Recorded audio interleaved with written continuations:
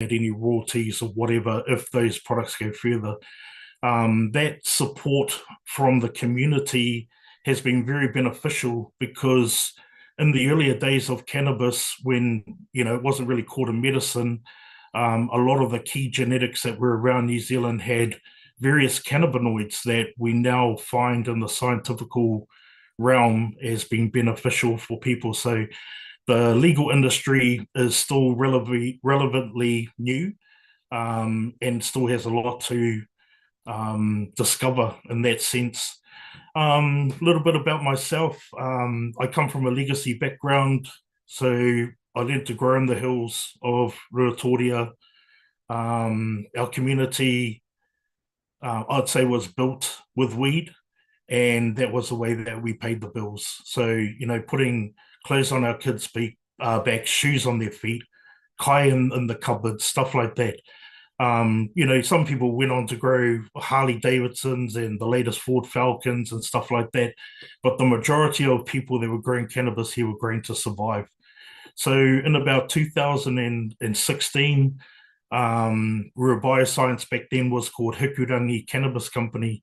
And I started coming out of the shadows then when I could see what they were sort of doing, trying to utilize the skills that our people had in regions like this and bringing those skills into the industry.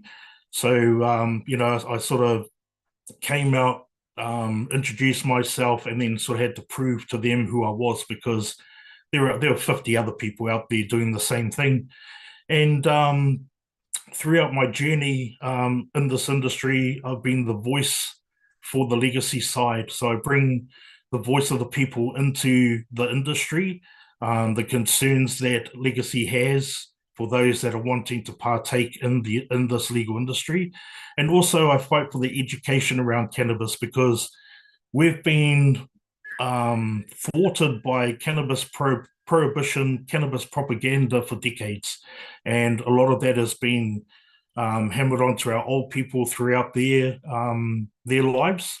And so when it comes to trying to change the narrative of cannabis, we're finding it hard to talk with our elders that have been slammed with that.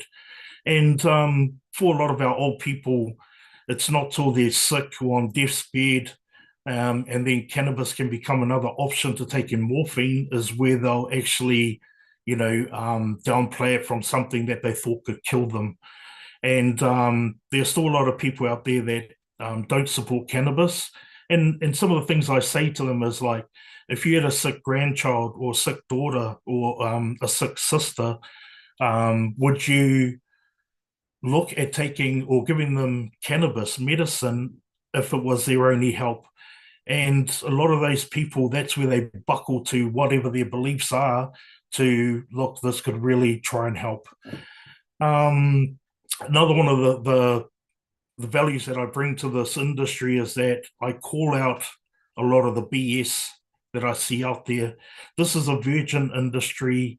When it was created, it didn't involve legacy participants. So basically, I saw it as the industry tried to reinvent the wheel of cannabis in New Zealand when you've already had decades of research and development, trial and error, clinical trials done by our people for decades.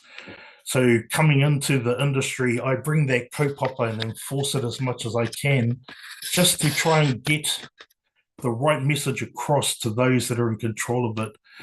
Currently, I'm also part of a group of individuals who are trying to fight for change in New Zealand.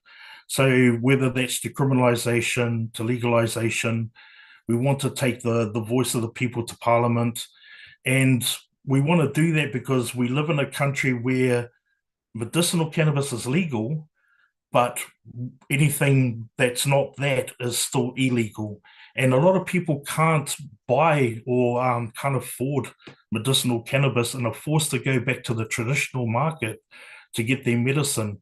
And so it's not fair where we're segregating it and some are still going to jail for it. In 2018, 2019, when I sort of came out of the shadows, I also started a group called E3C, or East Coast Cannabis Company. And at that time, and at that time, Hukirangi Cannabis Company was rising here on the coast, but I could see that when they were becoming publicly listed, that they were having to go down a corporate route. So, I felt that we needed a grassroots company to represent the voice of the people. Throughout their journey, though, founder Pānapa Eho has always kept our co of E3C under his wing. And through that support, we've been able to do stuff at our Makarika site, where we held a hemp license to have a hemp course, which was based on a sustainable ag platform. And through their various opportunities of employment into the taio, or looking after our native ngahere. So we ended up planting a lot of natives, water monitoring, pest eradication stuff through that, just as something else to do while we're trying to get into this industry. One of the greatest things of achievements with that is rangatahi development. So we brought in various groups to help us create that site, as well as interaction from rangatahi who were in trouble with the law. We had a great relationship with Te Runanga Nui o Ngāti Porou, where their youth justice rangatahi, these are the ones that, are nearly going to jail. They had the opportunity to come out and work with us. And essentially, a lot of our young people, they do dumb stuff in their life, and I was one of them, hence how I got into cannabis. A little bit about Rua. Back in the day, Rua was HCC, or Hikurangi Cannabis Company, and that won the hearts of the people. Whether it was the Rastafarian look or the pursuit of cannabis from an area that predominantly used cannabis to supplement income, that view drew a lot of people into loving the kaupapa. In I think it was about 2019, 2020, we saw the other major cannabis companies come up, and they didn't carry the values or morals that Hukirangi Cannabis Company had, where it was a company that came out of a community that had been hindered by cannabis prohibition for decades. So when we saw the great race begin with those big companies, we saw that Rua slowly was becoming corporatized in what they had to do. And it was a necessary step for the company to go that way, to be able to participate in an industry that was growing so fast. And there was a lot of ignorance in those days where, I guess, pathways that you had to throw down on, or operations that you had to abide with, we later found out you didn't have to go that far. So I talk about GMP, or the quality practices of cannabis. And through a lot of that, fumbling through that stage, a lot of money was used up. And, we saw later on that the industry changed, and then rules around quality products change for the better. So it's an industry that started off quite hard, not knowing how to be an industry in a country that had never had it before legally. And so there was I saw a lot of arrogance at the way things were attempted. Rua restructured in 2022, and that's when they hired me to come in and help them with that. And that was probably the time where I saw it move away from the corporate side and sort of slowly coming back to the people. And from there, we've been working with Rua, letting the community and people see out there that you have people like me and other locals from our area working in the company now as the face of the company, to try and win the hearts back of the people. With the connection with bringing E3C into Rua Bioscience, I bring with it the support from other breeders that trust us out there in the social media world. When Rua changed its strategy to breeding, I used that illicit declaration to my best ability by reaching out to our people out there that had genetics. And it wasn't about trying to find the strongest or the best.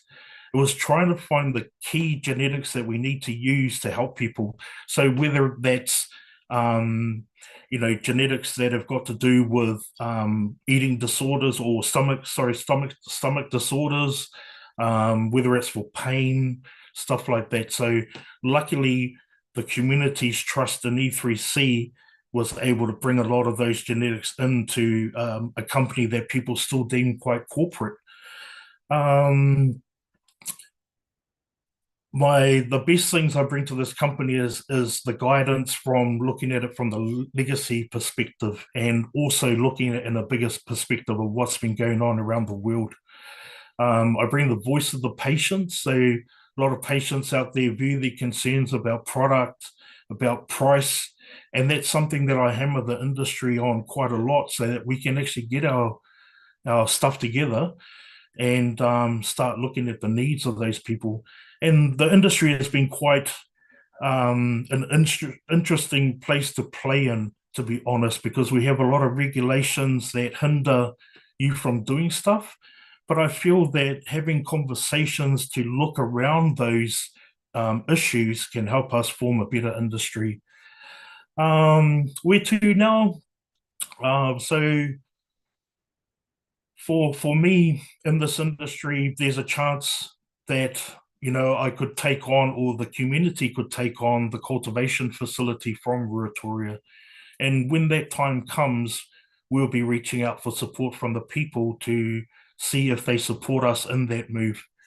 We also, for myself, working on that decriminalization, working on that legalization model with other experts out there.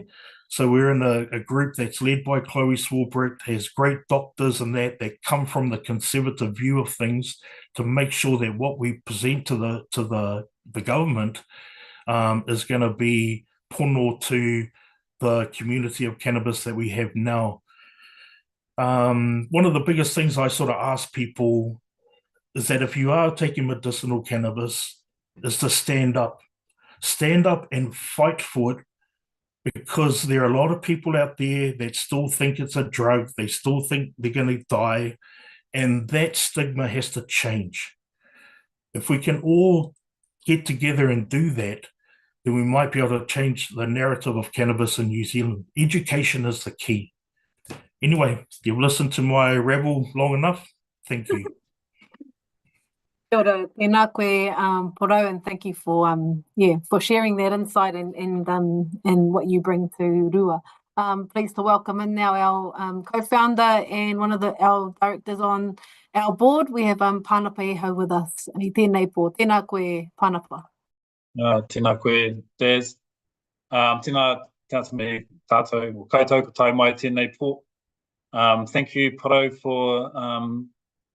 for sharing some of the really deep stuff. There's a lot of deep stuff that's held around within the industry, and it's such a honor expression of things that are held so tightly by those that have held cannabis for decades and decades within our country. And some of the things that Pro touched on, we back in 2016, we saw there was a global green rush happening around the world, and we knew that it was going to come here. This was on the back of looking for a whole lot of economic development things to do in and around the greater Waiapu Valley, which is kind of what you can see in the backgrounds between Paul and Parodi.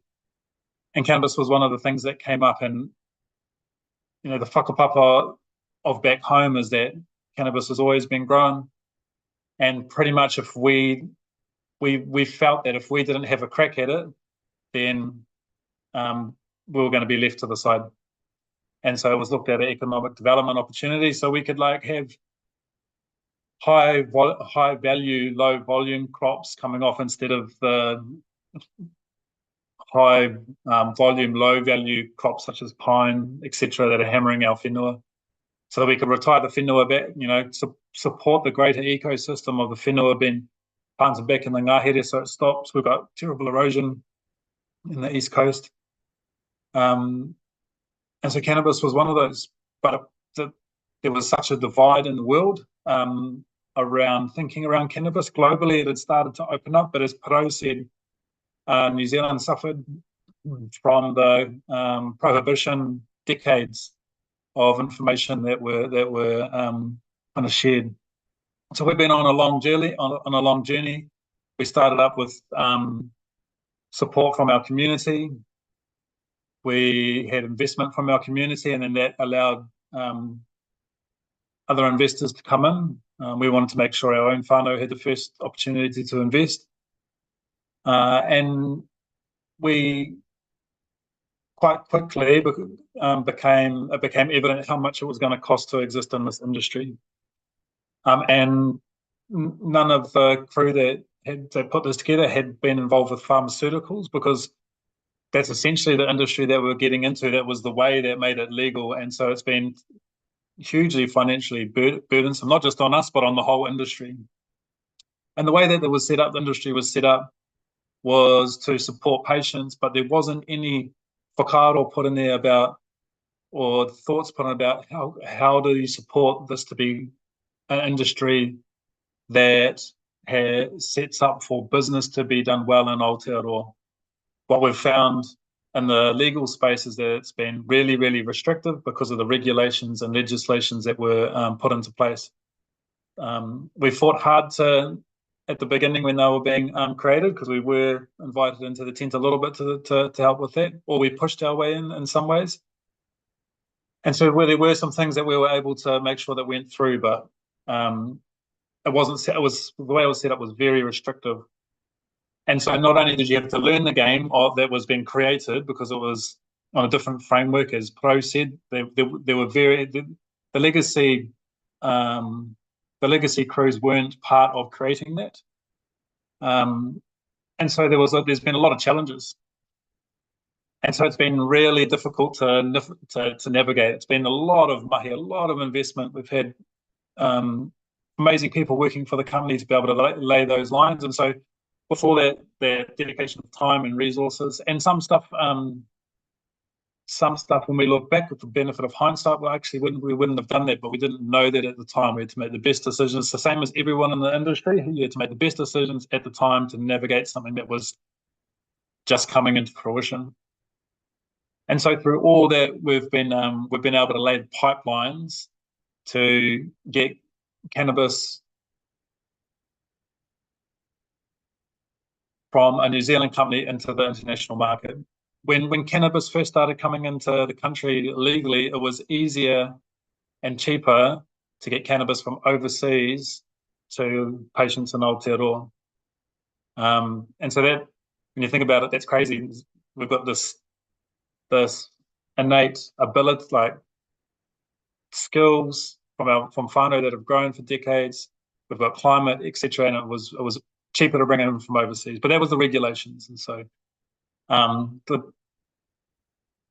there's slight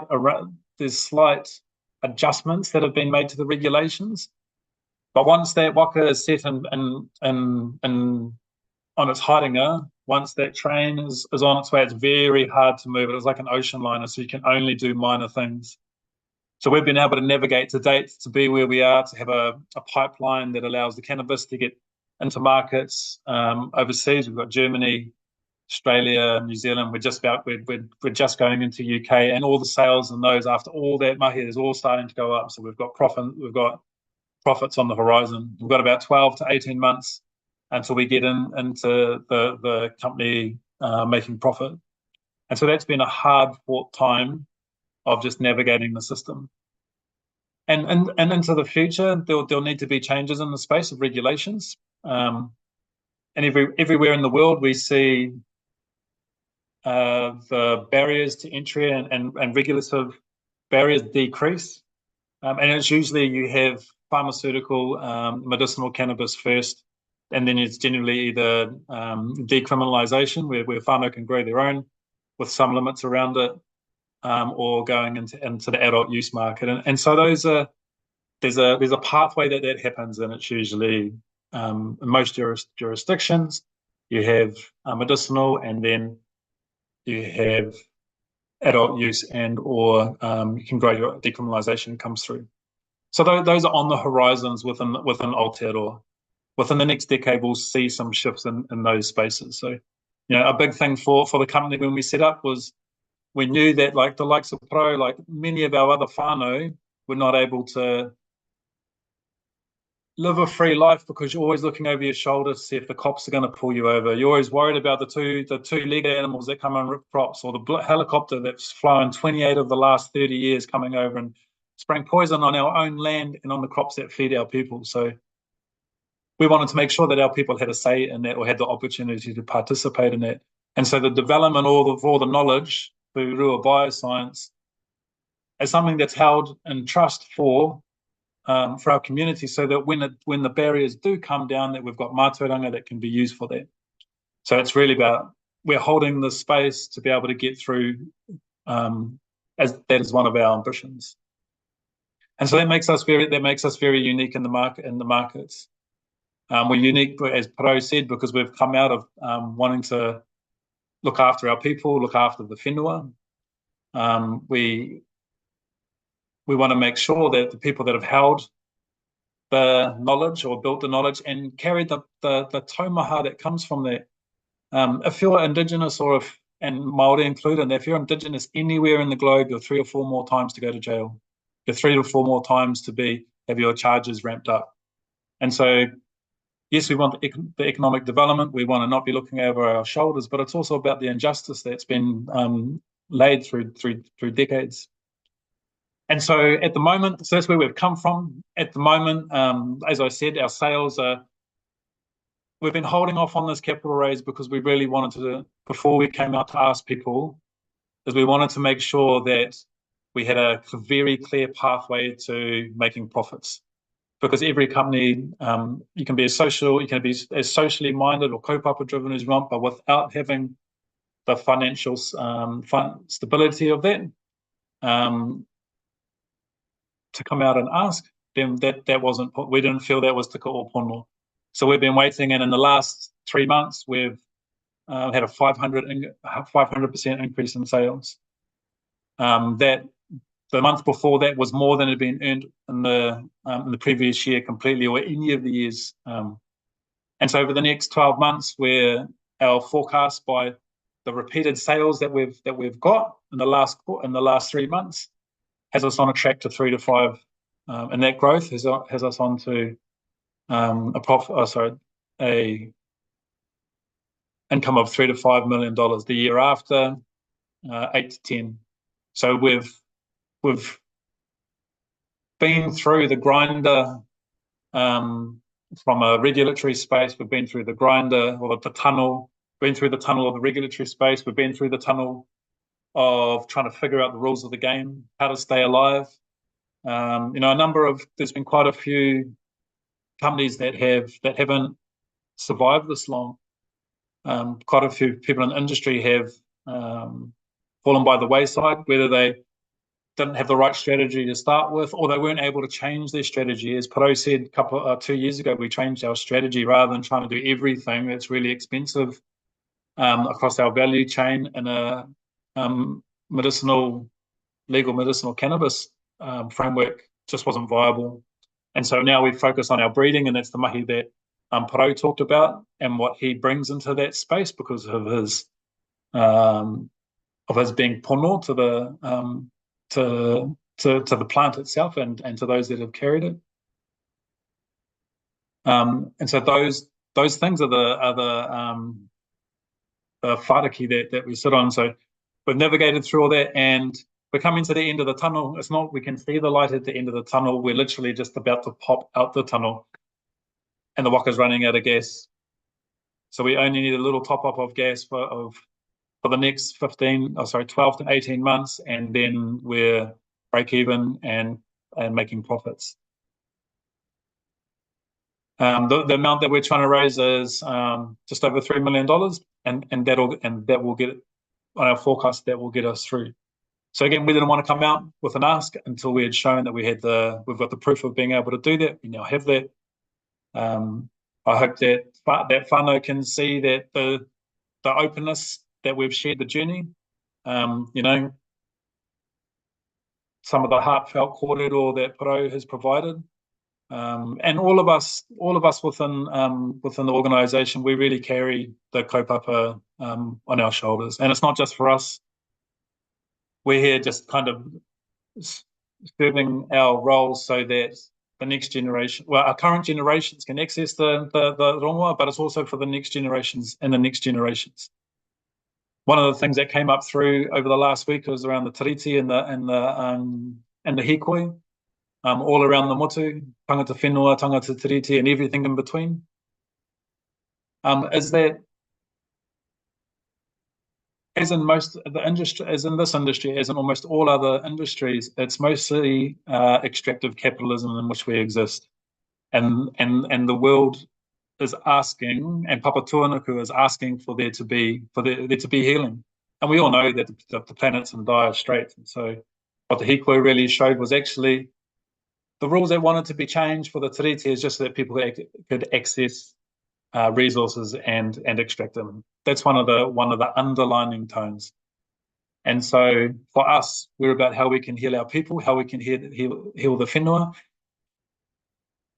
And it's actually Indigenous knowledge that the world needs to be able to do that. So this is just a expression of that mātauranga that's been passed down for us to hold, to be able to move forward. And yet we've got to navigate all the bureaucracy and all the red tape along it, but it's the āhua that we've come from. So just want to mihi to all our crew that hold that for us, so that we can do that for everyone else. So again, I'm probably like Parau getting onto a little bit of a rant there, but I hope that provides a really openness of where we've come from, where we're at, where we're going, and how we feel about the things that we're doing. So kia ora tēnā. If you have any pārtai, please reach out, either in putting something in the questions, or reach out through Facebook, reach out through our website, and we are more than happy to answer any questions. Before I jump off, one of the questions that we got asked is, how do you invest? If you're a current shareholder, you should have received email. If not, you can jump onto our website, go into the investor tab, and it'll have a button to click on if you're a current investor. If you're not a current shareholder, you can come in through Sharesies, and there's a tab there that you can click on as well. And then there's a whole lot of videos with handsome fellas like Paul Nasky giving you a bit of guidance to get through there. So, kei roto tēnā, ka te mihi kia koutou, huri no ki te pō. Tēnā koe, and if that isn't a segue to our next kai kōrero, I don't know what is. Introducing our CEO, Paul Nasky. Tēnā koe. Tēnā koe. Yes, I am the handsome one. Thank you, Pānapa. Ko Paul Nasky, tōka whenua. Yeah, you've only left me a little bit of time with all the ranting, fellas, but great kōrero. And you can hear that there's a very deep purpose to this company, which is to change people's lives in Tairāwhiti. But we can't do that without gas in the tank, as they say. So the benefit of where we are at the moment, though, is that we are getting some gas in the tank, and we just need a little bit more help. So I've just got 3 slides to take you through tonight. I'll try and not rant, but I will tell you, I'm just going to share my screen, and there's going to be that awkward moment where I do that. And I tell you to sing, but no, it'll be waltzing Matilda, so we won't do that. Yeah. While you do it, while you fluff around and get your screen sheet. It's coming. Oh, look, I'm pretty well versed at this now. So can you see an investor presentation thing? Is it coming? It's on its way, I think. Yeah, I think it's on its way. Loading up. Fair enough. It's Sunday afternoon. Yeah, everyone's a bit quiet. Yeah, so I will be talking you through where we're at actually in terms of sales, some of the markets, and why, as Pānapa says, that we are just about to bust through light out to the other end of the tunnel.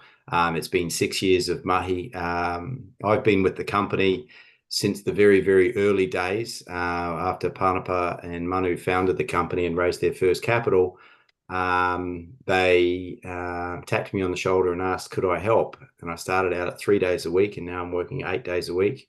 And the best little company I've ever worked with. It's got a real strong social purpose, so I'm going to take you through, and I think you can all see it now, right? Yep. Yeah, wicked. Okay, so right, as Pānapa said, sales are really growing. The little graph on the left-hand side of the screen shows you the sales that happened in July, August, and September compared with the previous quarters, the previous 3 months period. So you can tell there's like a 5 times increase. It's massive. And that's because we've gotten into the markets of Germany and New Zealand in that quarter. And it's taken us a long time to get there, but we've got that product in the market now, and it's going extremely well in those markets. We've been in Australia also for the previous 12 months.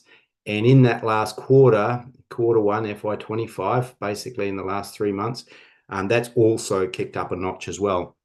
So we are really starting to hit our straps, and all the hard mahi that we've done to date is actually starting to turn into revenue, which as we get more of that will turn us into a sort of a profit. Our next goal is to be cash flow break even, which is about, we believe, 12 to 18 months away, as Pānapa said. On the right-hand side, you can sort of see what our predictions are for the next year. 3 to 5 million, we think, is quite achievable on our growth trajectory. We've got more products coming to UK, and we've got more products coming to Germany and New Zealand both. So with that the additional products, the additional market, and the current sales trajectory, we think we're going to be at 3 to 5 million this year. So look, we're on the up, which is the takeaway from this slide. But I'll quickly take you through each of the markets. Germany's our biggest market, and look, we've been focused on Germany for a number of years. In fact, we've been focused on export markets from a very early stage in our development. And the main reason was because we love New Zealand, but it's small, and we're never going to get the money that we need to be able to like turn into a sustainable company. So we had to look at export markets, bigger markets, and we chose all of these markets because they're bigger. And we chose these markets because they've got a lot of potential, so they're sizable, and they fit our medicinal framework. So Germany's just, we call it's about $800 million, and these numbers are really actually hard to like pin down, but that's about the size of it. It's grown significantly since April the 1st of this year as they started to loosen up their regulations even further. It's a great market because it's one of the very, very few markets in the world where medicinal cannabis is actually subsidized by the government. There's insurance programs for it, for patients to actually get very heavily subsidized cannabis by insurance companies. So that's actually created a lot of the growth in that market up there. And we've been with the company Nimbus Health up there for a number of years, and they've been extremely good supporters of us. They love our purpose, and they're big, big supporters of helping us get product into the German market. So we're really excited by the growth up there, and it's a large market. Australia, we call it the second largest. It's significantly, like most things, much, much bigger than New Zealand. And we've been there for 12 months, and we've had a salesperson on the ground over there who's developed a lot of good relationships and got into a lot of clinic chains, and is really that hard mahi over the last 12 months is starting to pay off now, and sales are starting to accelerate in Australia. Australia is a very competitive market, however. Lots of other companies are supplying into that market because it's a much easier market to get into. But having said that, it's right on our doorstep, and it fits our strategy. And most recently, in the last 2 to 3 months, we've introduced our own range of we've taken our genetics, so New Zealand illicit genetics from New Zealand over to that market. So that's an exciting proof point of our strategy to take our genetics from New Zealand into the market. The United Kingdom is smaller at the moment. It is a market which you have to get a prescription from a specialist doctor, as opposed to New Zealand, where you have to get a a prescription from a general practitioner. So it started out smaller, but it's growing rapidly. And the thing we like about the United Kingdom, it's got a very large population.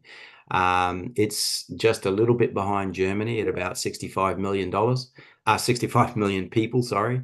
So we think that the UK market is going to grow significantly. And we have this week, our first product is being released through customs up there at the border. So we expect to have that into the market in December, our first product. So again, that's going to add to our revenue and get us closer to being a sustainable company.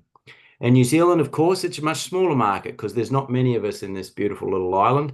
It's about 30 million, but of course it's our home market, so there's no way we're going to ignore it.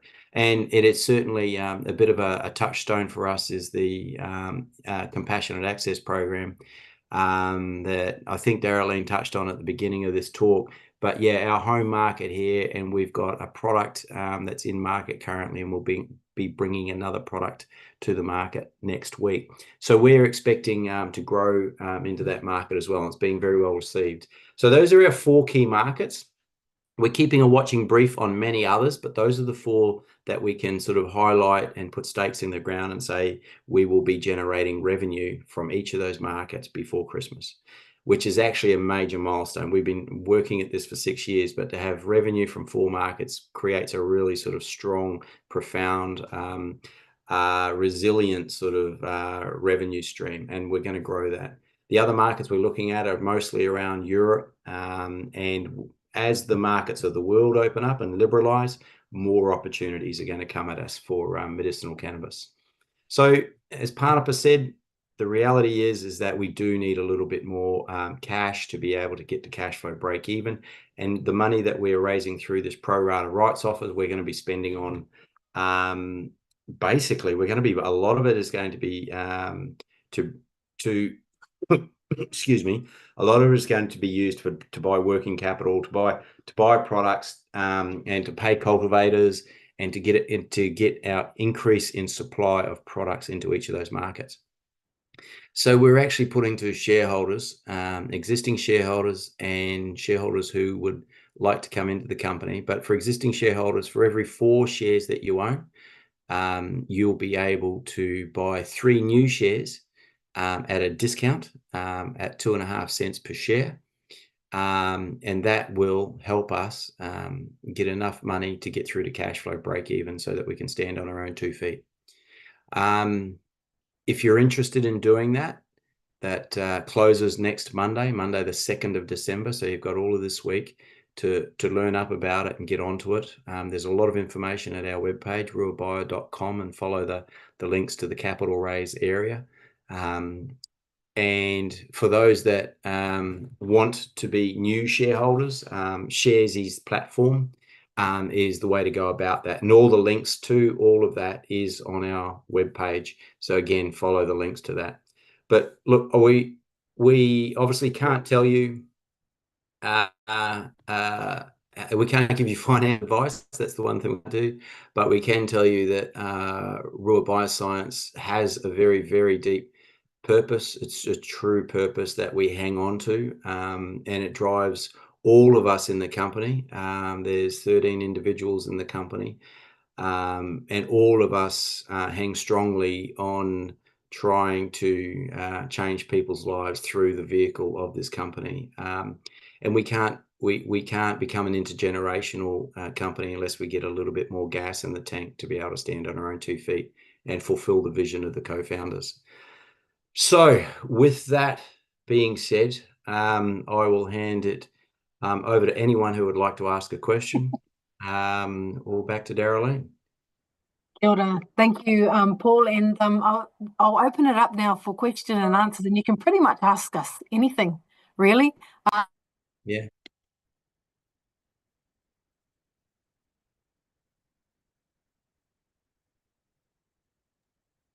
Oh, yes, you're on mute.